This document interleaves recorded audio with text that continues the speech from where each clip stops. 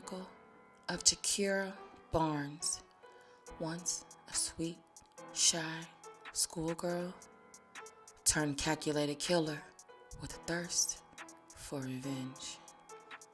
Growing up, Gakirah was a smart and shy girl who cared deeply for her friends. She was so gifted, in fact, she got accepted into Perspectives IIT Math and Science Academy, located at 3663 South Wabash Avenue at a very young age, according to her mother, Chantel Brown. It was said that she originally set goals to become a social worker so that she may help those who tend to get lost in the system. She was a young lady with a plan. She had her eyes on the prize. Gakirah grew up in the 8000 block of South Shore Drive. It is on the south side of Chicago in the GD, or Gangster Disciple territory. They have control of West Woodlawn. Naturally, as teens do, she began attending some of their parties.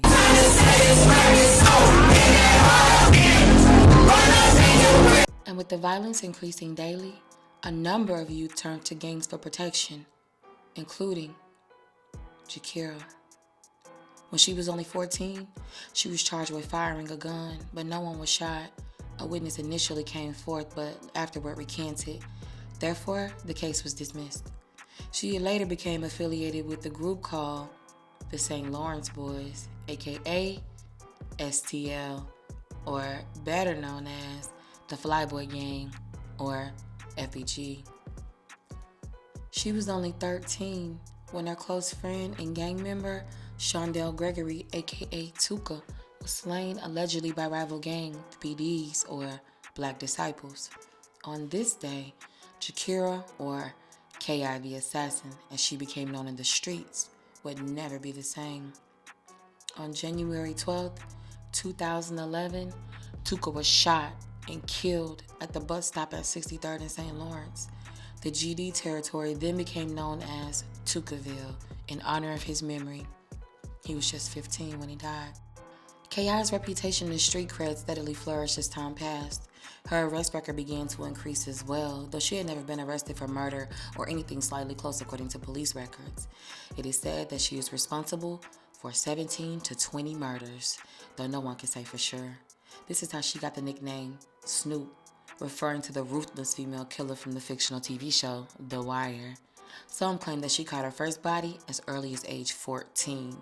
Even when she appeared in drill music video Murder by FBG Young and FBG Dutchy, she was even referred to as my young killer. After Tuka's death, his post-mortem photo was placed online with disrespectful comments and drawings on it, which enraged K.I. and her fellow gang members. It was only a matter of time before someone would have to pay the piper. Rumors began to surface that O.D. Perry was suspected of killing Tuka. On August 10th, 2011, around 11:30 p.m., O.D. and a few friends were hanging outside of the Parkway Garden Homes at 64th Street and King Drive when bullets rang out.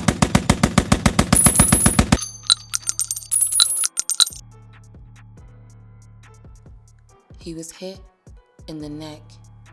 He was rushed to Stroger Hospital, but died shortly upon arrival.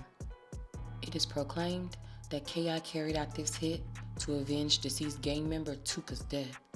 Although she was neither arrested nor charged for such accusations, her street cred as a shooter skyrocketed. The BDs renamed their territory O Block in honor of Odie's memory. He was just 20 when he died. About a year after Tuka's death, some of K.I.'s distant relatives came to Chicago to escape violence downstate. One of their names was Taekwon Tyler. He and K.I. were very close. On June 24th, 2012, he begged his mother to let him attend a party on the 6200 block of South Rhodes Avenue with his sister and K.I., who was also referred to as his sister because they were so close. Unfortunately, he would be at the wrong place at the wrong time. According to his cousin, Sharita Jones, as they left the party, two men began firing into the crowd. Nashawn Flowers, aka Gyro Nate, and Dwayne Chester, aka Gyro Wayne, were charged with the shooting. She did confirm that the bullets were not even meant for him. While trying to avoid the chaos, Taekwon was struck in the chest, as stated by the medical examiner. He was taken to the University of Chicago Medicine's Comer Children's Hospital, but was pronounced dead a few hours later. K.I. posted on Twitter, Taquan's supposed to be here with me, but instead, lil' bro ended up 6 feet under, a million miles away. His untimely passing tore her apart, which yet again set her on a warpath for blood. She then changed her Twitter handle to Taquan Assassin. He was only 13 when he died. It was almost as if death had begun to play a lethal game of tag with K.I.'s loved ones, this time setting his sights on her cousin, Rodney Stewart, aka Boss Trail. There was rumor that BT, or as some called him Max Payne, because he never missed his target, was being hunted by rival gang members. Therefore, he decided to buy a bus ticket and relocate to Iowa for a fresh start. But just 2 days before his planned departure, Boss Trail's fate will be sealed. On November 12th, 2012, on what is now known as BT Day, Boss Trail was found executed with a shot to the back of his head, his bus ticket still in pocket. He was found face down in an alley near the 2600 block of 83rd Street. He would be pronounced dead later that day. As death once again made his exit, he would not do so before stealing another piece of K.I.'s heart. BT was just 17 when he died. Turn up. On March 29th, 2014, her friend Rayson Shaw, or Lil B, was accused by the police of participating in a drug transaction. After they approached and accused him, he fled the scene, leading them on a foot chase.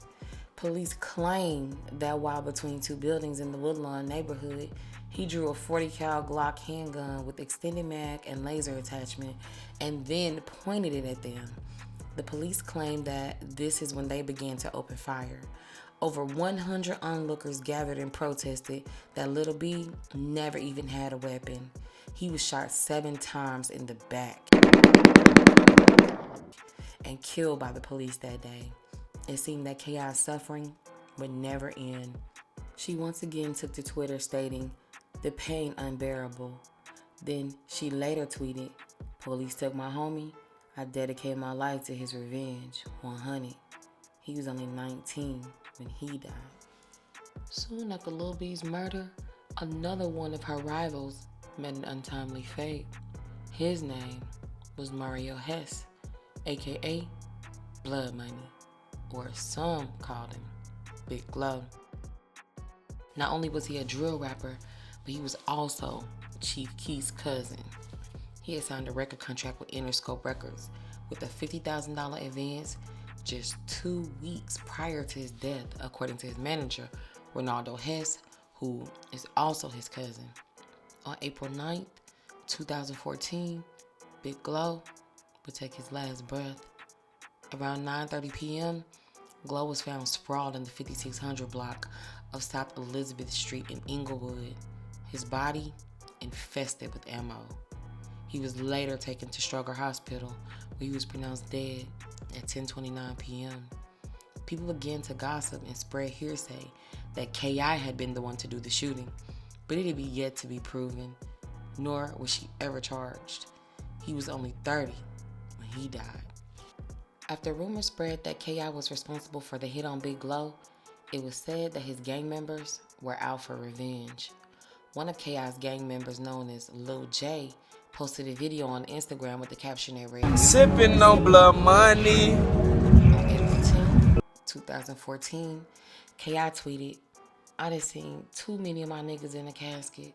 In the end, we died." It was almost as if she knew her time was up.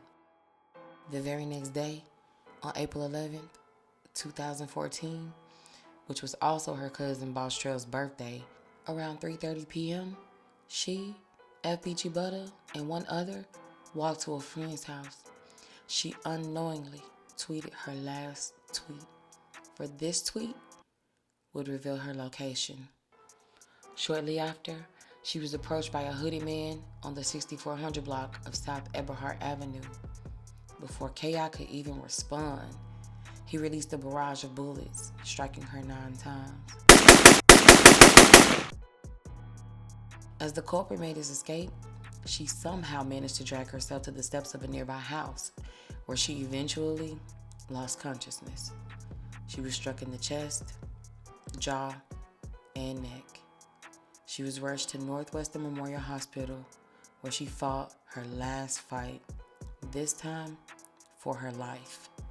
But at 5:43 p.m., Gakirah K.I. Barnes was pronounced dead.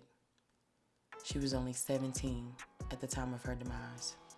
Some speculate that the late King Von was the one to take K.I. out due to some of his controversial lyrics, such as "I Swear I Killed Her," "Broke Her Back" from the Expose Me remix with Mimo 600, and also when he said, "Put a pretty OB in a morgue."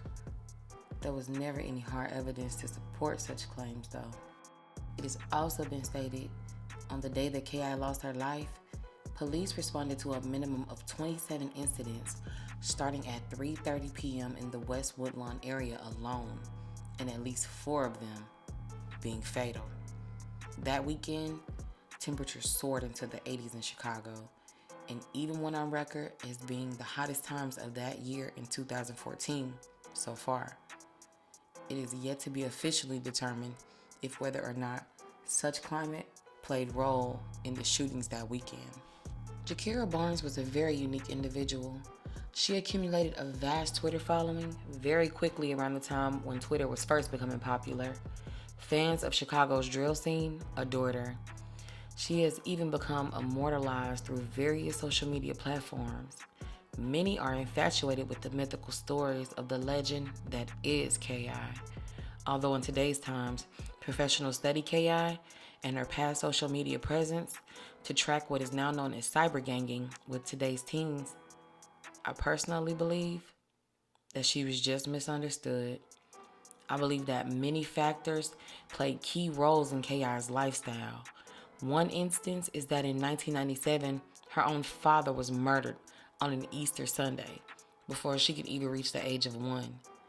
She was introduced to the idea of death and murder before she could even talk. As time passed, her loved ones were being murdered left and right. Her mother was quoted saying, "She just wanted to protect everyone." And she also stated, "My sweet and loving daughter is not the person she has been shown to be." K.I. has tweeted, "My pain ain't never been told," just weeks before her own death. Even the staff of some of the schools she attended have gone on record stating they were shocked upon reading some of the things that she was accused of, and also by the way she died. They said it was very unlike the Gakirah that they had grown to know. But when dealing with pain and agony, it can do different things to different people in different situations. Her grief metamorphosed to anger, and her anger mutated into a bloodlust for retribution, which ultimately cost her life. This has been the legend of Gakirah Barnes, aka K.I., Taekwon Assassin. Rest in peace to all of those mentioned who lost their lives.